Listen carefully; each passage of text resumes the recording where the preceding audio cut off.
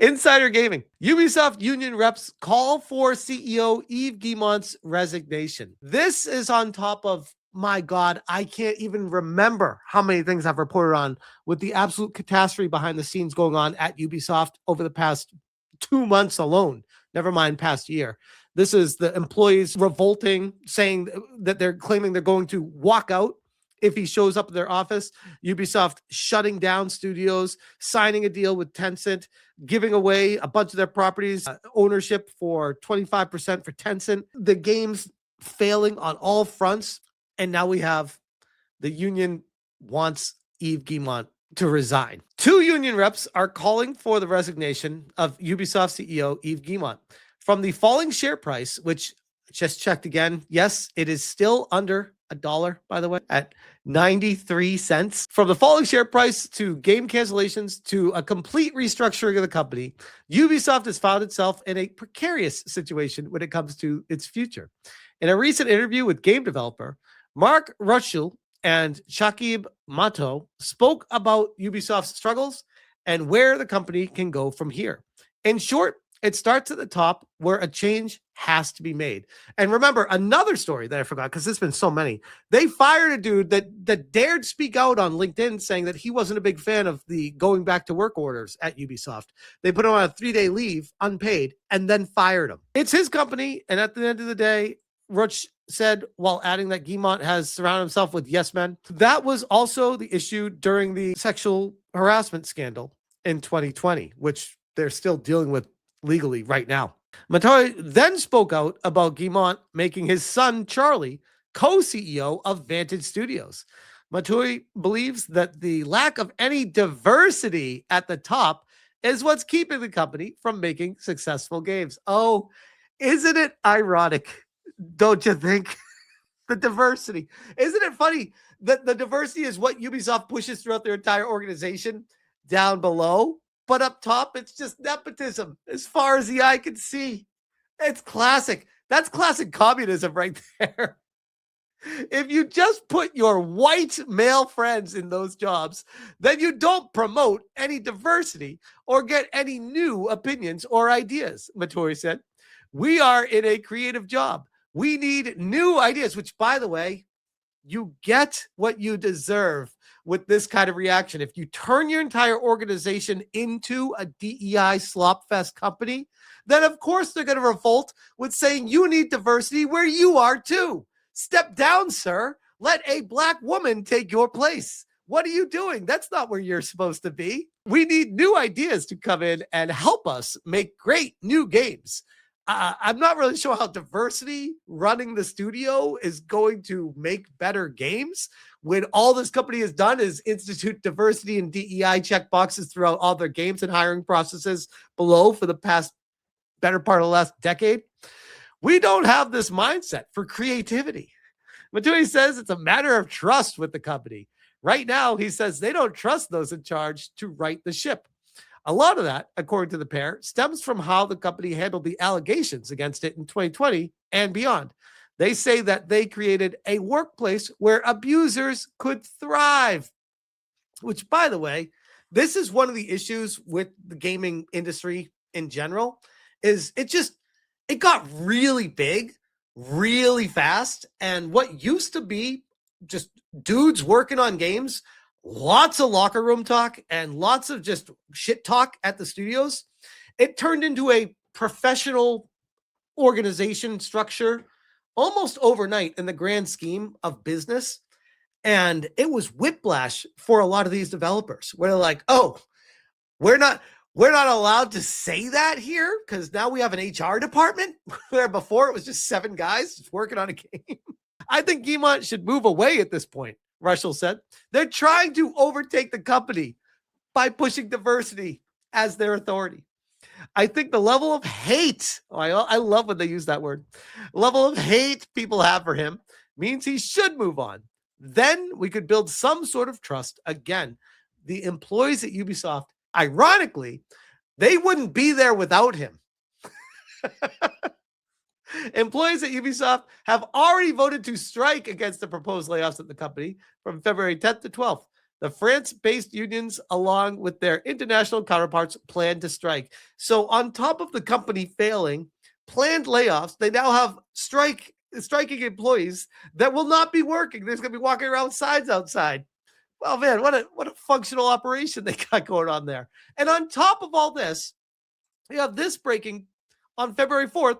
A veteran Assassin's Creed designer leaves Ubisoft after 2 decades. It seems like leadership is in complete disarray and underlings are pissed at the leadership. Ubisoft has lost another veteran member of the Assassin's Creed team. In a post on social media on Tuesday, Luc Couture announced that he was leaving Ubisoft Montreal after 24 years with the company. According to Couture, the move comes due to his desire for a change. Today was my last day at Ubisoft Montreal. It's been an incredible journey that lasted more than 20 years. During that time, I've learned a lot about game development, relationships, and myself. He continued saying that he was in need for some change that will come in the form of joining a new studio that's smaller and consists of other veterans. What a slap in the face to Ubisoft. Be like, this company is so bad. We see this plane landing straight into the ocean, crashing and exploding. I'm going to jump out with my parachute and try to find a life raft somewhere else. I mean, Yves Guillemot already kind of did that, setting it up with Tencent with 3 of the games so that he could survive. But there's going to be so many layoffs. We're talking about a studio with almost 20,000 employees.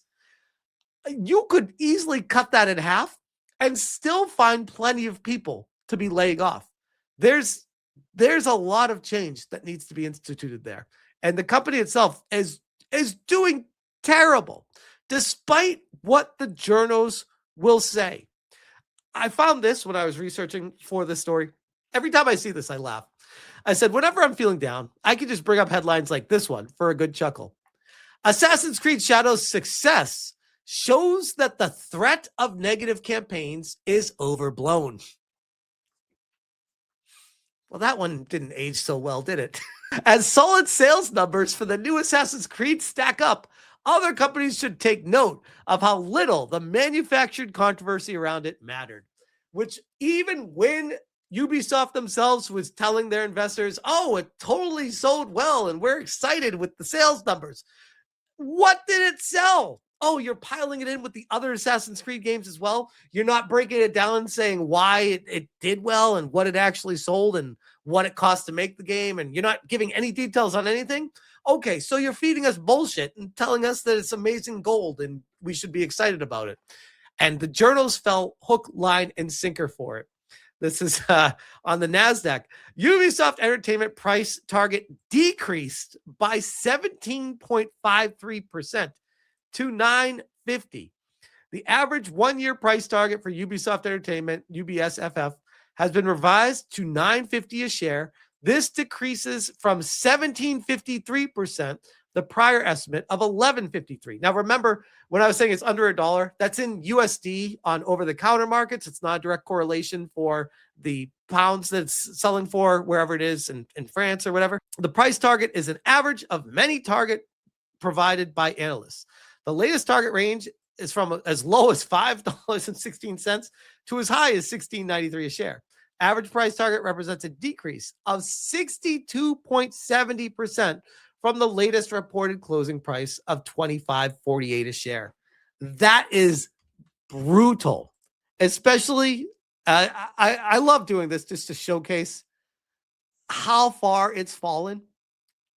Very rarely do you see a major corporation, company, or game studio ever do this, especially one the size of Ubisoft, where it goes almost 96% down. And it's almost a straight line down. Imagine being an employee at this company during that time. Imagine getting hired with stock options and bonuses exactly 5 years ago today and working there every single day and growing your benefits and making your retirement and putting everything into it, buying additional stock options with the promise of a future with the company, and seeing it get mismanaged to hell. Insert DEI across the board, pushing an LGBTQ narrative, which before I even forget. Let me remind you guys, this is still up on the Ubisoft website. Together in Pride 2023. And it's got the trans flag at the bottom there. How Ubisoft is acting on its commitment to LGBTQIA plus communities. Ubisoft's 3-year LGBTQIA plus roadmap. This is in 2023. So it should be going through 2026 with the roadmap and money that they put into pushing this forward. And this is Yves Guillemot in the center right here, pushing this. What does this strategy entail? The diversity, inclusion, and accessibility team and human resources teams across all Ubisoft entities will work to update existing policies and develop new policies to improve inclusion of LGBTQIA plus ZYXA Mafia employees into the company. This will include, for example, improving support for people in transition, moving towards a more inclusive office space and facilities, updating onboarding and induction processes to reflect strong commitment to these crazy LGBTQIA mafia people. The You Be Proud ERG also has a key role to play, creating a safe space for queer employees to meet and discuss their experiences. You work at a fucking video game company. Make the video game. Go home and close your door and do your queer shit all you want.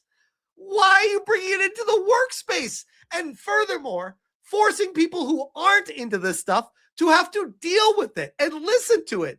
People don't want to hear about sexual experiences at work from queer people and trans people. They want to hear about transitioning. That they want to get to work. They want to make their games. Why is this a part of your company? Why do they do this kind of stuff? I can't help but think that there is a direct correlation between these kind of programs, inclusivity, and the direct downfall of an organization as soon as that stuff gets instituted. And ironically, I think they put it in place thinking that they would get more investments because their ESG scores would go through the roof and BlackRock and Vanguard would be throwing money at them. And maybe they did initially.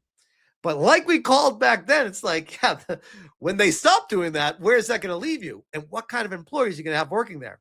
People that don't make video games, they just want to talk about their sexuality at work. Good luck with that. Let's see what kind of games you make with those people. But I'll leave that there.